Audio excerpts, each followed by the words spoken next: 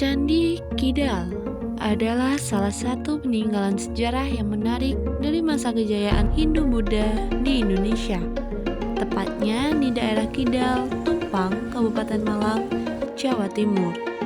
Candi ini memiliki sejarah yang kaya dan menarik yang menjadi bukti kejayaan peradaban masa lampau.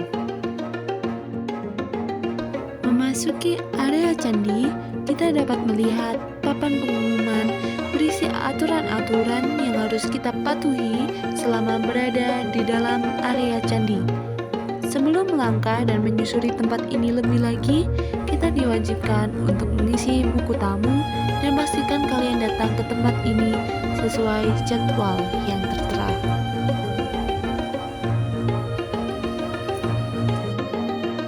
Candi peninggalan Kerajaan Singosari ini dibangun sebagai bentuk penghormatan atas jasa besar Anusapati. Anusapati adalah putra Kendedes dan Tunggul-Lametung yang menjadi raja kedua Singosari periode 1227 sampai 1248. Kematian Anusapati sendiri tidak lepas dari penyebab yang tragis dan traumatis.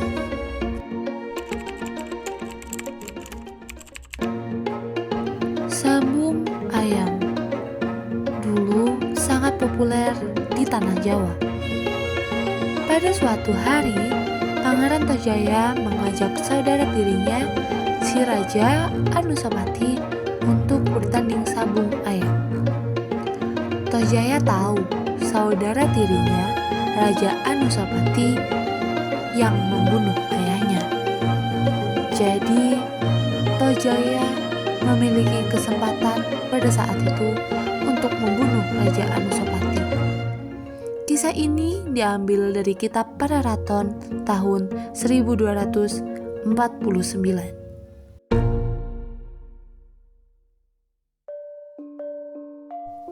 Tak sedikit sejarawan yang menyebutkan bahwa candi ini merupakan candi pemujaan paling tua di Jawa Timur, karena raja-raja sebelumnya hanya meninggalkan petirtaan atau pemandian.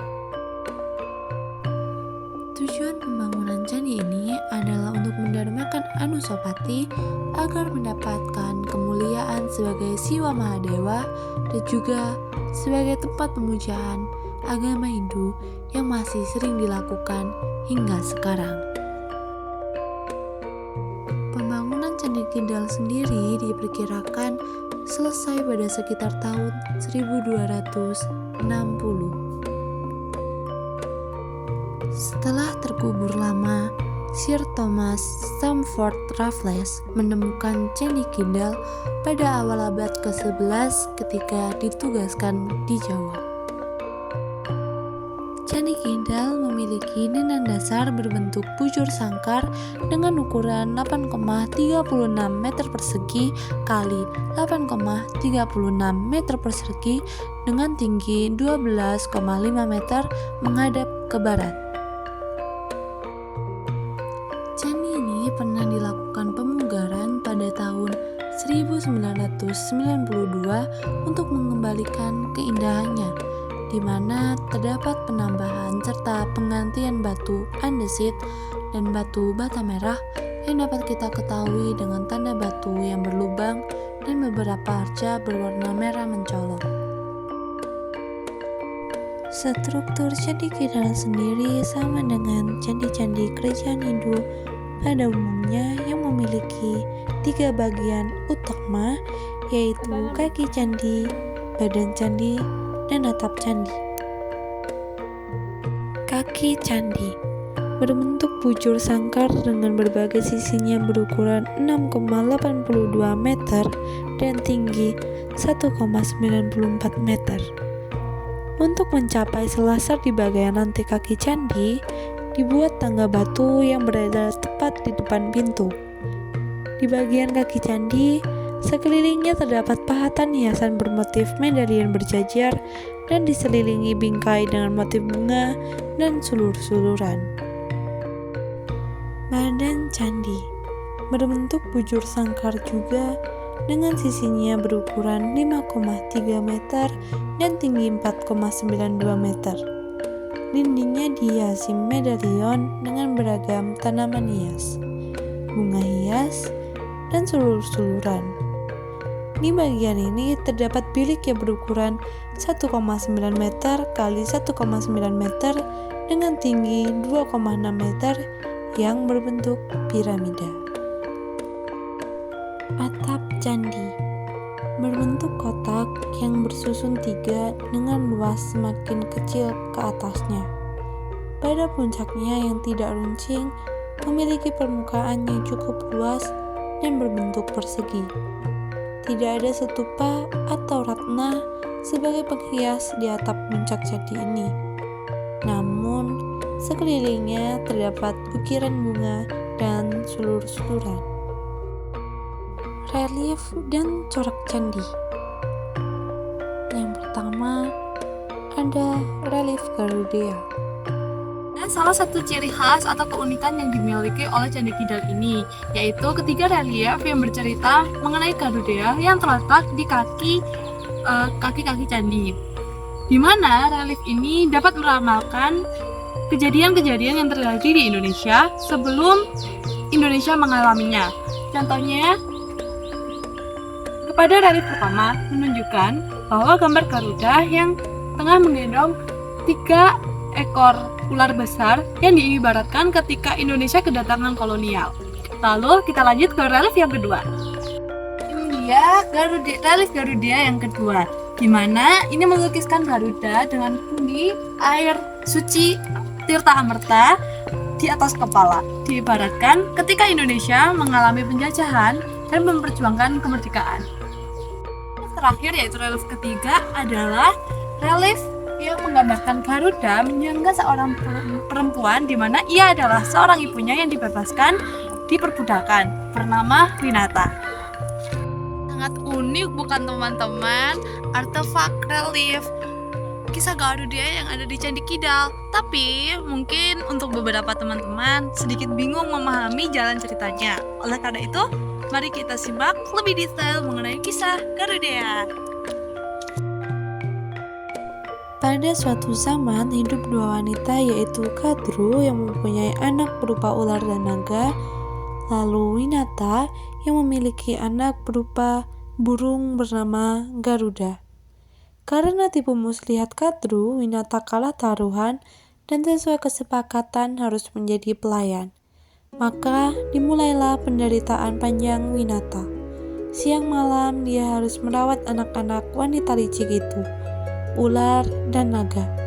Garuda merasa kasihan pada ibunya dan ingin melepaskannya dari perbudakan Kadru.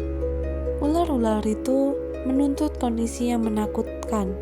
Kebebasan Winata harus ditukar dengan air Amirta, yaitu air keabadian minuman para dewa. Garuda setuju dan memulai perjuangannya mempertaruhkan nyawanya untuk mendapatkan air Amirta. Garuda harus bertarung melawan para dewa. Meski sempat patah semangat, Garuda berhasil mendapatkan air Amirta. Dengan air itu, Garuda berhasil membebaskan ibunya lalu menggendongnya untuk bisa terbang. Meski hanya cerita yang ditampilkan dalam 3 penggalan, relief di Candi Kidal cukup merangkum keseluruhan kisah Garuda dan memberi kita banyak informasi tentang kehidupan masa lalu di mana candi ini dibangun. Tujuan pemahatan kisah Garuda di Candi Kidal adalah merawat Prabu Anusapati agar suci kembali dari mala atau dosa. Namun, apa dosa Raja Anusapati hingga candi tersebut dihiasi relief pembebasan?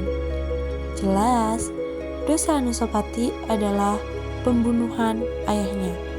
Karena beberapa sumber seperti Prasasti Mula Malurung, Kitab Negara Kertagama, dan para raton menyebutkan bahwa setelah Ken Arok meninggal secara dibunuh Anusapati, ia secara cepat pun mengambil kekuasaan yang dimiliki oleh Ken Arok.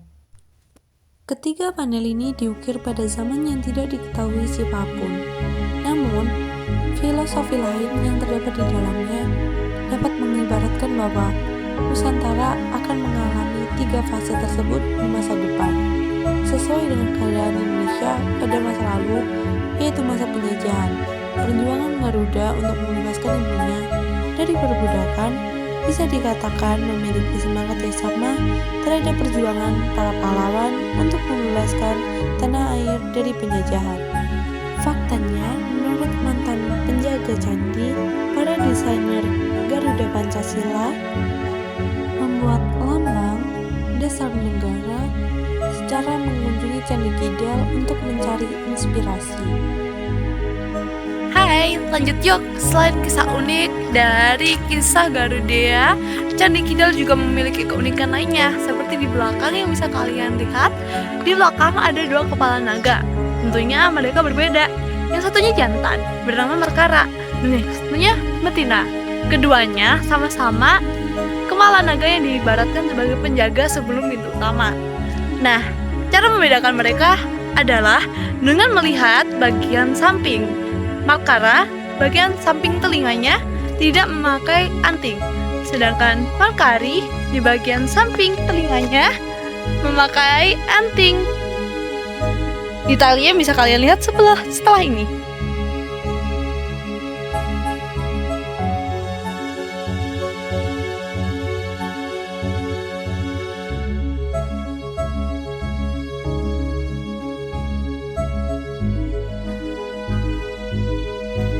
Selain kisah Garuda yang ada di kaki-kaki Candi Kidal dan juga Marta dan Marti yang ada di depan bagian bawah pintu penjaga, ada juga di atas bagian pintu utama ada kepala kala, di mana kepala kala dibuat nampak menyeramkan dengan matanya yang melotot penuh, mulut terbuka, serta 2 taring besar dan bengkok memberi kesan dominan di depan bagian atas pintu tempat penerimaan Raja Anusapati.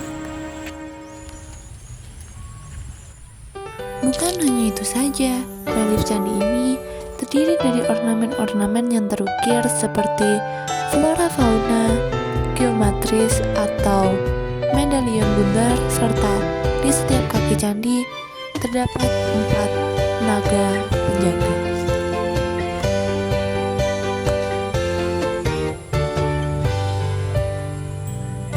Sangat menarik kan cerita sejarah yang terpendam di dalam Candi Kidal.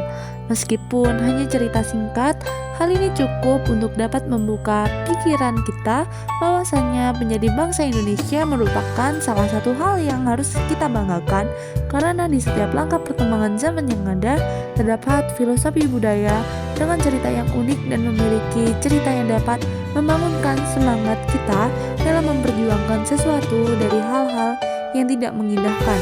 Oleh karena itu, mari menjadi generasi bangsa yang bangga akan sejarah dan budaya yang ada dengan melestarikannya.